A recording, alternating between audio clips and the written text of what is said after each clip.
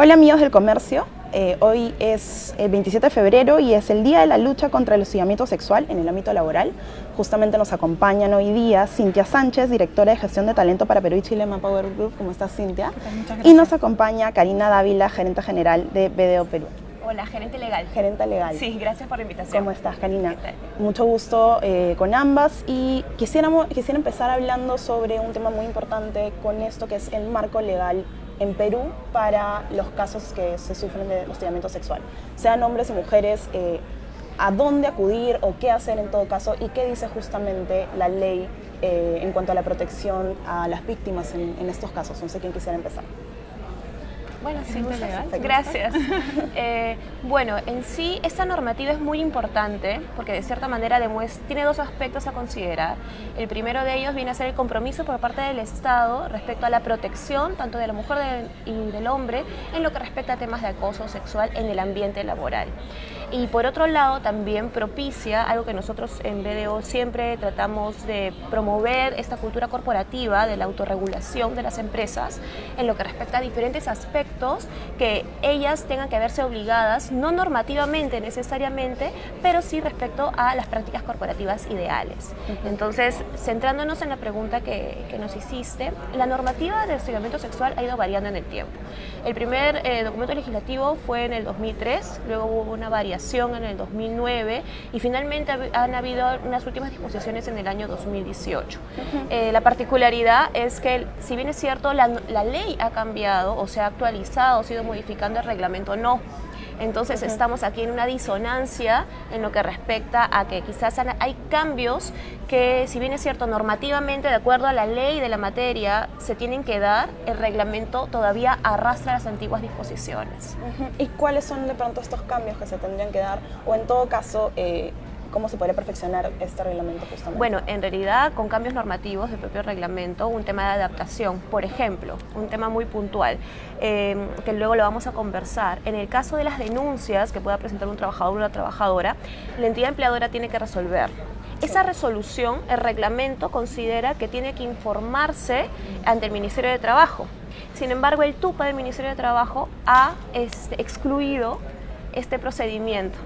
Y por otro lado, la ley tampoco lo contempla. Entonces, estamos acá ante una disonancia de que quizás tanto los trabajadores por su parte no saben qué hacer en muchos aspectos, pero las empresas tampoco. Entonces, es un tema acá de encontrar, en verdad, una regulación idónea y que todas las normas homologuen, ¿no?, bajo el mismo criterio. Cintia, en ese aspecto también, en todo caso, siendo una empresa en el Perú, ¿cuál es mi deber también con respecto a difundir estas, digamos, normas, estos lineamientos para que el trabajador también sepa que si se ve involucrado en algún caso de acoso, si es víctima de un caso de acoso sexual, pueda acceder justamente a protección, pueda denunciar y estar seguro de que no van a haber represalias contra esa persona?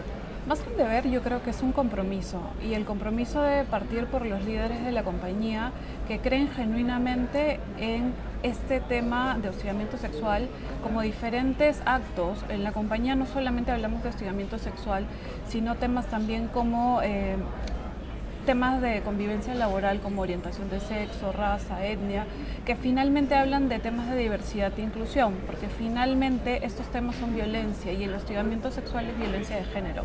Si tenemos el compromiso de los líderes, finalmente va a hacer que esto no solamente sea tarea de recursos humanos o del área de responsabilidad social, sino que esto sea parte de la cultura corporativa de la compañía y esté en el ADN de cada uno de los colaboradores. En Manpower Group nosotros, efectivamente, lo que hablaba Karina sobre la ley y los temas de prevención sobre hostigamiento sexual, nosotros tenemos un comité de convivencia laboral.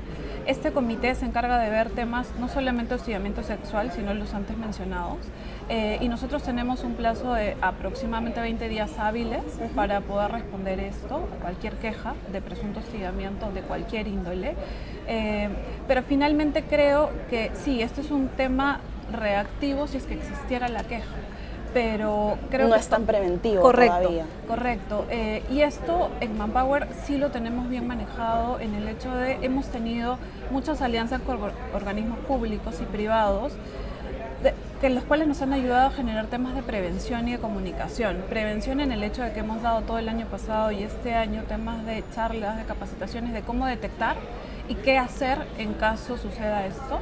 Además de eso, tenemos un apoyo en el área de comunicación interna, que constantemente estamos comunicando temas del hotline sobre quejas, el correo de quejas, y finalmente que al área de recursos humanos también pueden ir directamente para presentar la queja verbal o escrita sobre temas. Ahora, tengo una pregunta para ambas en Sí. este caso. Muchas personas no saben realmente a quién acudir. Queda claro que un área de recursos humanos en una empresa ve estos casos, pero muchas veces hay temor de no saber exactamente cómo hacer la denuncia, y también hay temor al tema de las represalias que puedan haber, el estigma que pueda quedar en una persona, porque de pronto cuando te quieras mover de trabajo, cuando te quieras mover a alguna otra empresa, conversando entre las redes de contactos de las empresas, se sabe de que tú hiciste una denuncia a algún gerente, a alguien en una posición de poder. Entonces quisiera saber también, entiendo que es un compromiso de las empresas, pero hay un reglamento que se debe seguir. Entonces, ¿qué deben hacer justamente las empresas? ¿Cuál es su rol, el rol activo que deberían tener para que las personas que denuncian, tanto hombres como mujeres, no sientan ese temor y puedan justamente hacer válidas y hacerse escuchar, ¿no?, en los espacios laborales? Bueno, el tema de hostigamiento sexual ha tenido por mucho tiempo un halo de ocultismo y de miedo. Y puede ser tanto el hombre como la mujer, porque el hostigamiento sexual puede ser para mujeres. Pero creo que estas actividades en pro de difundir y de la tolerancia cero en temas de hostigamiento, cualquier tipo de índole que sea, es importante. Efectivamente hay un proceso, y la ley y el reglamento indica que si existiera una queja sobre temas de hostigamiento, el área indicada que debería resolver o a quien deberían acudir es el área de recursos humanos. Nosotros, cuando asumimos y tomamos esta queja, ya sea verbal o escrita, la pasamos a nuestro comité de convivencia, que son 3 gerentes de la compañía que finalmente dirimen o resuelven sobre temas de esta queja. Y sí, efectivamente hay una forma de proceder. Tiene que estar el nombre de la presunta víctima, el nombre del presunto hostigador, el caso hecho en concreto, y si tuviera algún tema de pruebas y evidencias. Las pruebas pueden variar desde grabaciones, fotos, mensajes, etcétera. Y también si puede colocar algún testigo que avale la información. Claramente todo este paquete es una información importante y primordial para que la queja tenga mucho sustento y base. Nosotros, como te comentaba, tenemos 20 días hábiles para poder resolver. Tenemos un tiempo que son 3 días para cursar la información al presunto hostigado, y que el hostigado también tiene 5 días para presentar sus descargos, y luego, evaluando la evidencia, resolvemos en 10 días hábiles la queja. Como compañía no solamente tenemos este comité, sino que también tenemos el hotline, que esto viene ya de la global y un tema corporativo, y un correo donde nosotros también podemos hablar temas de queja y de hostigamiento a cualquier índole. Karina, ¿qué me podrías comentar tú en este aspecto? Sí, hay que tener varios aspectos a considerar, ¿no? Tanto por parte de empresa como por parte de los trabajadores o colaboradores. Por parte de empresa, quizás existe mucha resistencia al tema de la implementación de medidas para la prevención del hostigamiento sexual, porque muchos empresarios pueden decir, no, pero mi empresa es pequeña, ¿cómo Claro. lo voy a implementar? ¿No? En BDO nosotros asesoramos clientes de diferente tamaño, ¿no? Desde que inician en el mercado hasta que ya se consolidan y que se estén desarrollando, y que lo que nosotros siempre les sugerimos en principio es una política de acuerdo a la normativa. Si bien es cierto, pueden haber quizás los rangos medios o altos rangos que sean personas puntuales. Nosotros normalmente tratamos de que primero, como también señalaba, el tema de la capacitación de ellos, para ellos sepan cómo actuar en determinadas situaciones. No necesariamente quizás vaya a haber el caso que existan comités, porque existen quizás compañías muy grandes, pero también en compañías pequeñas pueden haber personas puntuales que podrían atender el caso, y considerando siempre que la normativa establece que el plazo para poder accionar o que la empresa pueda resolver un caso de una denuncia del tema de hostigamiento sexual son 20 días, ¿no? Eso es por un lado, por parte de empresa. Por parte de un colaborador o trabajador, es importante que toda persona tiene que tener conocimiento, que así yo sea trabajador, trabajadora, practicante, locador en una empresa, y siento que me estoy viendo afectado por un comentario, un acto sexual o sexista, que puede ser cualquiera de los dos supuestos, yo voy a tener completo derecho de poder accionar mediante una denuncia, ¿no? La normativa establece que tiene que ser el jefe de recursos humanos. Imaginémonos que no existe, dependiendo de la empresa, el gerente general, y van a tener que comenzar a accionar. Lo importante es que la normativa establece que no es necesario que exista reiterancia en este hecho, que la persona se vea afectada, y tampoco es necesario que existan pruebas suficientes o pruebas. Simplemente es un tema de manifestar el hecho que es, lo que está ocurriendo en ese exacto, momento. y cómo la persona se está viendo afectada. Porque pueden haber casos en los cuales yo considero que entre trabajadores se pueden molestar y no le afecta, pero existen casos que sí le afecta a un trabajador. Nosotros en vez hemos tenido con uno de nuestros clientes un caso parecido y en verdad ahí teníamos dos posiciones, una de la persona, el supuesto hostigador y otra de la supuesta hostigada, ¿no? Entonces viene a ser el caso que se tiene que analizar porque quien acciona es el que se siente hostigado, ¿no? Perdóname, solamente para Sí. añadir, es importante también que quien se siente hostigado tenga en consideración que no necesariamente va a poder denunciar a quien sea su jefe directo o un alto cargo. Puede ser una persona que Exacto. trabaja en su mismo nivel. Exactamente, en su mismo nivel o quizás inferior. En realidad es indistinto, ¿no? Estos son dos tipos de hostigamiento, que es el hostigamiento sexual típico, que habla de una posición de jerarquía, pero también hay un hostigamiento ambiental, que como bien dice Karina, efectivamente no necesariamente tiene que existir supremacía de jerarquía, sino que puede ser tu propio compañero, una persona en un rango inferior, pero que se dé esta tratativa. Y es importante el tema, y yo quiero redundar en el hecho de la prevención, porque efectivamente nosotros estamos para atender la queja y solucionar y resolver, Sí. pero es más importante generar un cambio. Y vuelvo al hecho de que este tema pasa por muchos miedos y hay que romper los mitos que son tan importantes como el sentido de culpa, el sentido de que voy a tener represalias, el sentido del juzgamiento y del qué dirán de tus compañeros, el hecho de que no te puedas desarrollar profesionalmente. Existen una serie de mitos y finalmente también es importante reconocer que la presunta víctima también puede tener muchos problemas luego físicos, desde temas de salud o psicológicos, temas de desarrollo de carrera, porque puedes truncar tu profesión por este Sí. tipo de situaciones. Y ahí también de pronto la empresa debe tener un rol más activo en mostrar protección hacia el trabajador que Exactamente. está denunciando. La normativa exige que se dé o que se implementen sistemas de que conlleve a la confidencialidad de la información. Tal es así que, por ejemplo, si existen testigos en un supuesto de denuncia, de hostigamiento, necesariamente estos testigos también tienen que ser protegidos, ¿no? Frente al tema de la investigación. ¿Por qué? Porque también puede haber casos que nos encontremos ante una queja falsa, también que establece la norma, o pueden haber casos que, si bien es cierto, existe denuncia, luego el empleador considera que no estamos en sí frente a un supuesto hostigamiento, ya generamos el tema del mal clima laboral.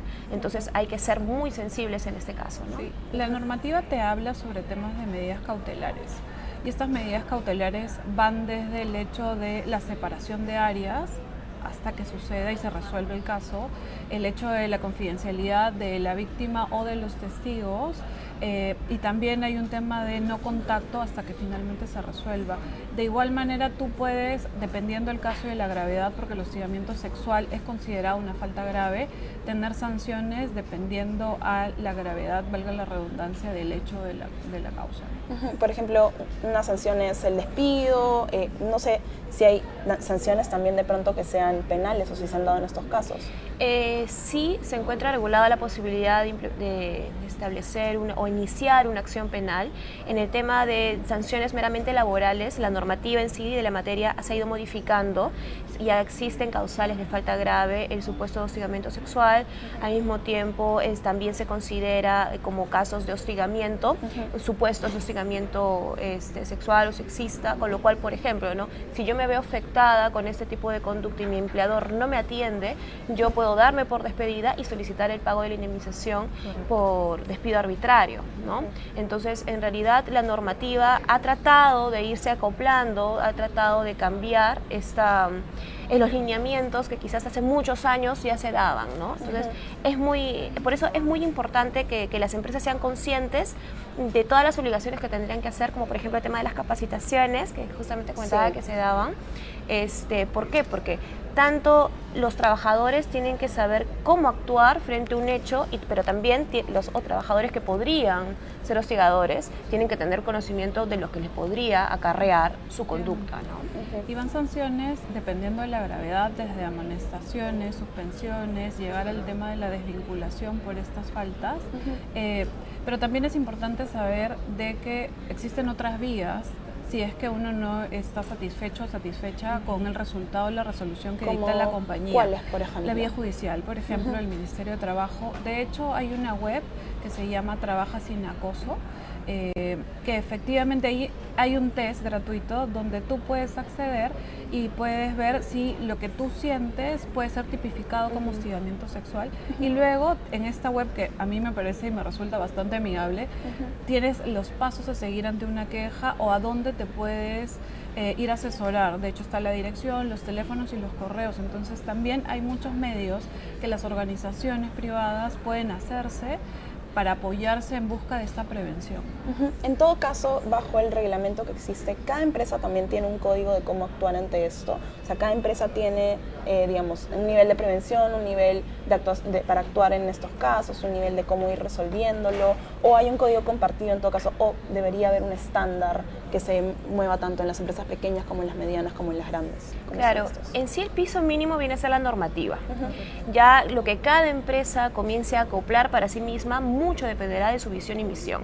Y eso tiene que está hilado a su cultura corporativa. Entonces, en realidad, cada documento, se podría decir, cada lineamiento que tengan va a ser propio de ellos. Si lo comparte una de otra ya es un tema ajeno, ¿no? Pero en principio, de acuerdo a sus mismas operaciones y al mismo desarrollo de su personal, de acuerdo a su clima laboral, sus centros de trabajo, cada alineamiento tiene que ser muy puntual, ¿no? Nosotros siempre recomendamos a nuestros clientes tratar de analizar y establecer políticas internas en función a su propia cultura corporativa, los objetivos que quiere tener, ¿no? Y obviamente sin resquebrajar este piso mínimo que establece la ley.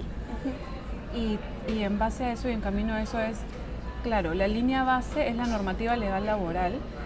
Y luego es lo que la organización, de acuerdo a la cultura corporativa, los lineamientos y el compromiso que tenga las organizaciones del impacto que quiera llegar a los colaboradores, porque esto no solamente es un impacto a nivel colaboradores, sino que impacta a favor de la sociedad, a un cambio de cultura y de mindset. Creo yo que también es importante saber hasta dónde deben llegar las organizaciones, porque no pueden prometer cosas que no van a poder cumplir. Entonces, de acuerdo a la magnitud de las organizaciones, es que creo que deben empezar. Lo primero y lo primordial es cumplir con la línea base, que es la normativa, y luego, y en base a eso, deberían de seguir con los compromisos de diversidad e inclusión, que finalmente cuide y proteja el tema de la no discriminación por cualquier tipo que está fuera. Pero eso ya va con un compromiso genuino de los líderes y de la organización en general. Un tema muy importante del que hablábamos es la prevención, justamente. Prevenir de que estos casos se puedan dar en las empresas. Eso es una cuestión de cultura corporativa. Correcto. Cada empresa debe tener, digamos, una misión, una visión en esta línea para proteger a sus trabajadores de estos casos.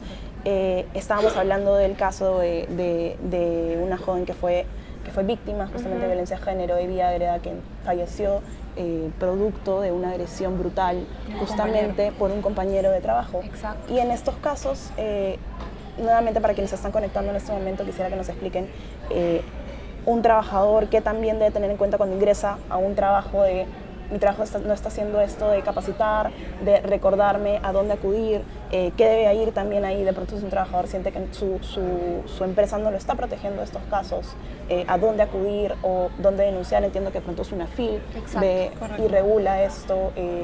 Quisiera que me comenten un poco de qué podría hacer una víctima ante estos casos. Yo creo que no es tanto un trabajo del candidato, de la futura persona o talento que podamos nosotros incorporar en nuestras filas como organizaciones, sino creo que es un trabajo de las organizaciones en demostrar y efectivamente expresar hacia nuestros clientes, proveedores, candidatos y talento en general, que nosotros como cultura corporativa abrazamos el tema de la inclusión y de la diversidad, y que finalmente esto, que es la base de una cultura, pues tiene tolerancia cero sobre este tipo de hostigamiento o de acosos. Finalmente, un colaborador, si efectivamente no ve que esto sucede y es parte de la ley, pues debería, dos cosas. Para mí lo primordial es poder conversar con el área de talento, de recursos humanos, para ver por qué nos están dando estas situaciones y poder trabajar en conjunto, porque además ahora es bien bonito trabajar proyectos transversales y que puedan aportar en pro de las organizaciones y de su marca empleadora, que es fundamental. Y luego puedes ir a la SUNAFIL efectivamente, pero creo que es ir paso por paso y trabajar en conjunto para que las organizaciones y la sociedad mejoren. Bueno, complementando lo que justamente indicaba, yo creo que todo trabajador, practicante, locador, como ya había mencionado, tiene que tener en cuenta que en sí esta sensación o esta situación de hostigamiento que podría considerar no solamente va a ser dentro de un ambiente de trabajo, sino también es dentro del entorno laboral. ¿A qué quiero llegar? Por ejemplo, en el caso de Evi Ágreda, me parece que también muchas conductas se daban fuera del ambiente de trabajo. Y muchos casos que también nosotros vemos de hostigamiento que continúan se dan fuera. También fuera. Exacto. O la persona ya no trabaja, decide ya no trabajar ahí y continúa. Entonces la normativa, es importante tener en cuenta que la normativa no regula solamente el hostigamiento sexual sexista dentro del trabajo, sino también en los espacios dentro del entorno fuera. laboral.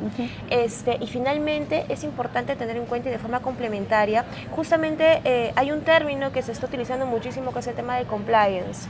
Y muchos lo relacionan simplemente al tema de la prevención de actos de corrupción. Sin embargo, existen programas de compliance que están únicamente segmentados al tema del hostigamiento sexual. Y esto va de la mano con el tema, volvemos al tema de la cultura corporativa y al compromiso de los líderes de las organizaciones, con lo cual si por ejemplo un colaborador ve que su empresa para la cual trabaja no tiene elementos suficientes que puedan resguardarlo y se siente afectado, esta empresa obviamente no implementa esto, puede recurrir a la SUNAFIL y puede simplemente considerar que se puede dar por despedido de forma arbitraria, ¿no? Es importante, y para mí una frase que es muy potente y muy rica, es que la indiferencia también es violencia, ¿no? Entonces, claramente el hecho de no tener una posición también es una postura. Claro. Por lo tanto, creo que en pro de eso y en beneficio de la sociedad, no solamente las organizaciones y el talento que tenga cada una de nuestras organizaciones, es generar un bien común para todos. De hecho, te comentaba antes de iniciar la entrevista que el año pasado Datum sacó una encuesta y somos el segundo país que considera que tanto hombres y mujeres tienen violencia y hostigamiento sexual. El primero es México, pero si tenemos esta encuesta y somos el segundo país que sufre hostigamiento sexual, pues cada uno, desde la arista que nos toque, Estado, organizaciones, sociedad, instituciones educativas, militares, porque la ley también abarca y contempla a ellas, pues tenemos que trabajar y ponernos en pro de esto y generar un acto de prevención y claramente atención a quejas. Karina, Cintia, para ir cerrando, ¿cuáles son ahora los retos en todo caso? Queda claro que tenemos todavía una tarea pendiente como sociedad, pero también que las empresas tienen un compromiso que deben asumir para poder resolver estos problemas. ¿Cuáles son los retos a nivel país y a nivel de las empresas con las que ustedes también trabajan, viendo de los buenos casos o los buenos ejemplos en todo caso con los cuales se está lidiando en estos problemas? ¿Qué queda pendiente por hacer? Y de pronto en el reglamento, con lo que me comentabas, ¿qué debería hacer ahora también el Ministerio de Trabajo para poder mejorar o de pronto afinar justamente este reglamento de hostigamiento sexual? Claro, en todo caso por el lado del Estado, ese tema de la homologación de la normativa, por así decirlo, ¿no? Que esta norma en verdad, el reglamento sufre las modificaciones que la ley ha sufrido, para efectos de que se brinde una mayor protección. Recordemos que el reglamento, normativamente hablando, brinda un desarrollo de la ley. Entonces, si nos quedamos con el desarrollo de la ley en función a lo que fue, no a lo que actualmente es, ya en sí vamos a estar en una situación un poco de casos que no vamos a saber cómo aplicarlos de forma correcta o va a prestarse a confusión.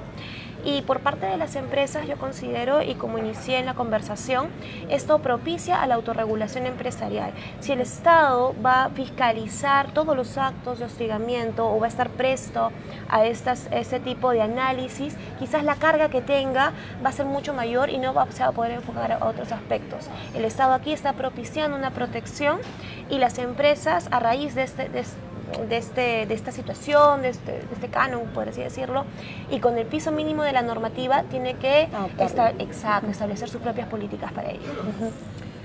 Desde mi parte, yo creo que el reto es trabajar en conjunto, y trabajar en conjunto en pro de un cambio cultural y comprometernos y desvelar el hecho de que esto existe. Y si existe, debemos de trabajar en la prevención y la atención. Finalmente todos somos actores de una sociedad que quiere crecer y mejorar. Por lo tanto, siento que este compartir buenas prácticas y este espacio que tenemos, que en verdad saludo y agradezco, es importante porque elimina este velo de miedo a las personas que sufren de acoso, algún tema de hostigamiento sexual. Sí es importante decirles que no tengan miedo, porque las organizaciones, el Estado está para poderlos ayudar y en base a eso tenemos que trabajar. Cintia, Karina, muchas gracias por acompañarnos. Gracias a ti. Muchas gracias a todos los que nos han estado viendo y nos vemos en una próxima oportunidad.